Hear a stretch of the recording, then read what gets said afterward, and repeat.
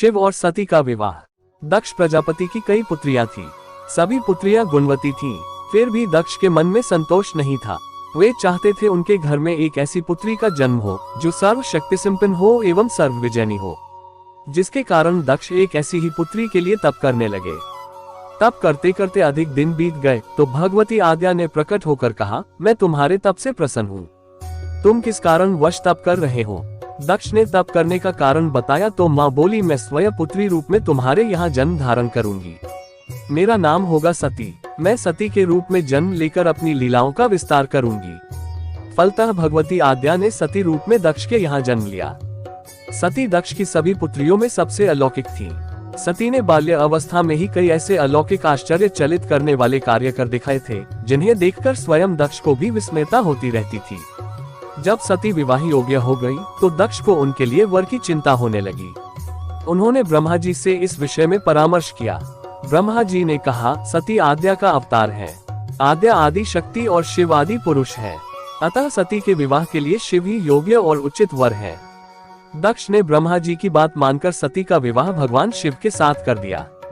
सती कैलाश में जाकर भगवान शिव के साथ रहने लगी। भगवान शिव के दक्ष के दामाद थे, किंतु एक ऐसी घटना घटित हो गई जिसके कारण दक्ष के हृदय में भगवान शिव के प्रति बैर और विरोध भाव पैदा हो गया। एक बार देवलोक में ब्रह्मा ने धर्म के निरूपण के लिए एक सभा का आयोजन किया था। सभी बड़े बड़े देवता सभा में एकत्र हो गए थे। भगवान शिव भी इस सभा में बैठे थे। सभा मंडल में दक्ष का आगमन हुआ। दक्ष के आगमन पर सभी देवता उठकर खड़े हो गए, पर भगवान शिव खड़े नहीं हुए। उन्होंने दक्ष को प्रणाम भी नहीं किया। फलतः दक्ष ने अपमान का अनुभव किया। केवल यही नहीं, उनके हृदय में भगवान शिव के प्रति ईर्ष्या की आग जल उठी। वे उनसे बदला लेने के लिए समय और अवसर की प्रतीक्षा करने लगे। एक बार सती और शिव कैलाश पर्वत पर बैठे हुए परस्पर वार्तालाप कर रहे थे। उसी समय आकाश मार्ग से कई विमान कनखल की ओर जाते हुए दिखाई पड़े। सती ने उन विमानों को देखकर भगवान शिव से पूछा, प्रभु, ये सभी विमान किसके हैं और कहाँ जा रहे हैं? भगवान शकन ने उत्तर दिया, आपके पिता ने बहुत बड़े यज्ञ का आयोजन किया है। समस्त देवता और देवांगनाएं इन विमानों में बैठकर उसी यज्ञ में सम्मिलित होने के लिए जा रहे हैं। इस पर सती ने दूसरा प्रश्न किया, क्या मेरे पिता ने आपको यज्ञ में सम्मिलित होने के लिए नहीं बुलाया? भगवान शंकर ने उत्तर दिया, आपके पिता मुझसे बैर रखते हैं, फिर वे मुझे क्यों बुलाने लगे? सती मन ही मन सोचने लगी, फिर बोली, यज्ञ के इस अवसर पर अवश्य मेरी सभी बहनें आएंगी। उनसे मिले हुए बहुत दिन हो गए। यदि आपकी अनुमति हो तो मैं भी अपने पिता के घर जाना चाहती हूँ। यज्ञ में सम्मिलित हो लूंगी और बहनों से भी मिलने का सुअवसर मिलेगा। भगवान शिव ने उत्तर दिया, इस समय वहाँ जाना उचित नहीं होगा। आपके पिता मुझसे जलते हैं, हो सकता है वे आपका भी अपमान करें। बिना बुलाए किसी के घर जाना उचित नहीं होता है। इस पर सती ने प्रश्न किया, ऐसा क्यों? भगवान शिव ने उत्तर दिया, विवाहिता लड़की को बिना बुलाए पिता के घर नहीं जाना चाहिए, क्योंकि विवाह हो जाने पर लड़की अपने पति की हो जाती है। पिता के घर से उसका संबंध टूट जाता है। लेकिन सती पीहर जाने के लिए हट करती रही, अपनी बात बार बार दोहराती रही। उनकी इच्छा देखकर भगवान शिव ने पीहर जाने की अनुमति दे दी। उनके साथ अपना एक गण भी साथ में भेज दिया। उस गण का नाम वीरभद्र था। सती वीरभद्र के साथ अपने पिता के घर गई। घर में सती से किसी ने भी प्रेम पूर्वक वार्तालाप नहीं किया। दक्ष ने उन्हें देखकर कहा, तुम क्या यहाँ मेरा अपमान कराने आई हो? अपनी बहनों को तो देखो, वे किस प्रकार भांति भांति के अलंकारों और सुंदर वस्त्रों से सुसज्जित हैं। तुम्हारे शरीर पर मात्र बाघंबर है। तुम्हारा पति श्मशानवासी और भूतों का नायक है। वह तुम्हें बाघंबर छोड़कर और पहना ही क्या सकता है? दक्ष के कथन से सती के हृदय में पश्चाताप का सागर उमड़ पड़ा। वे सोचने लगी, उन्होंने यहाँ आकर अच्छा नहीं किया। भगवान ठीक ही कह रहे थे, बिना बुलाए पिता के घर भी नहीं जाना चाहिए। पर अब क्या हो सकता है? अब तो आ ही गई हूँ। पिता के कटु और अपमानजनक शब्द सुनकर भी सती मौन रही। वे उस यज्ञ मंडल में गईं जहाँ सभी देवता और ऋषि मुनि बैठे थे तथा यज्ञ कुंड में धू-धू करती जलती हुई अग्नि में आहुतियां डाली जा रही थी।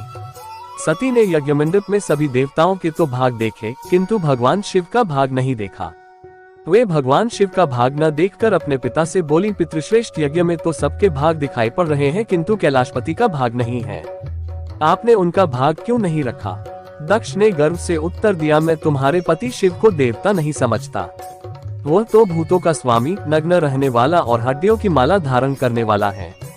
वह देवताओं की पंक्ति में बैठने योग्य नहीं है, उसे कौन भाग देगा।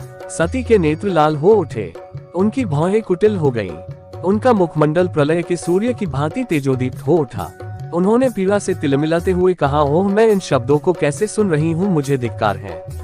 देवताओं, तुम्हें भी धिक्कार है। तुम भी उन कैलाशपति के लिए इन शब्दों को कैसे सुन रहे हो, जो मंगल के प्रतीक हैं और जो क्षण मात्र में संपूर्ण सृष्टि को नष्ट करने की शक्ति रखते हैं। वे मेरे स्वामी हैं। नारी के लिए उसका पति ही स्वर्ग होता है।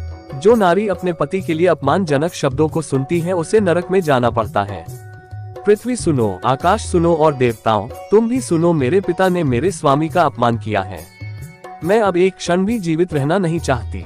सती अपने कथन को समाप्त करती हुई यज्ञ के कुंड में कूद पड़ी।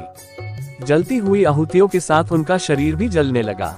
यज्ञ मंडप में खलबली पैदा हो गई, हाहाकार मच गया। देवता उठकर खड़े हो गए। वीरभद्र क्रोध से कांप उठे। वे उछल कर यज्ञ का विध्वंस करने लगे। यज्ञ मंडप में भगदड़ मच गई। देवता और ऋषि मुनि भाग खड़े हुए। वीरभद्र ने देखते ही देखते दक्ष का मस्तक काटकर फेंक दिया। समाचार भगवान शिव के कानों में भी पड़ा। वे प्रचंड आंधी की भांति कनखल जा पहुंचे। सती के जले हुए शरीर को देखकर भगवान शिव ने अपने आप को भूल गए। सती के प्रेम और उनकी भक्ति ने शंकर के मन को व्याकुल कर दिया। उन शंकर के मन को व्याकुल कर दिया जिन्होंने काम पर भी विजय प्राप्त की थी और जो सारी सृष्टि को नष्ट करने की क्षमता रखते थे। वे सती के प्रेम में खो गए, बेसुध हो गए। भगवान शिव ने उन्मत्त की भांति सती के जले हुए शरीर को कंधे पर रख लिया। वे सभी दिशाओं में भ्रमण करने लगे। शिव और सती के इस अलौकिक प्रेम को देखकर पृथ्वी रुक गई, हवा रुक गई, जल का प्रवाह ठहर गया और रुक गई देवताओं की सांसें। सृष्टि व्याकुल हो उठी। सृष्टि के प्राणी पुकारने लगे, पाहिमाम पाहिमाम। भयानक संकट उपस्थित देखकर सृष्टि के पालक भगवान विष्णु आगे बढ़े। वे भगवान शिव की बेसुधी में अपने चक्र से सती के एक एक अंग को काट काट कर गिराने लगे।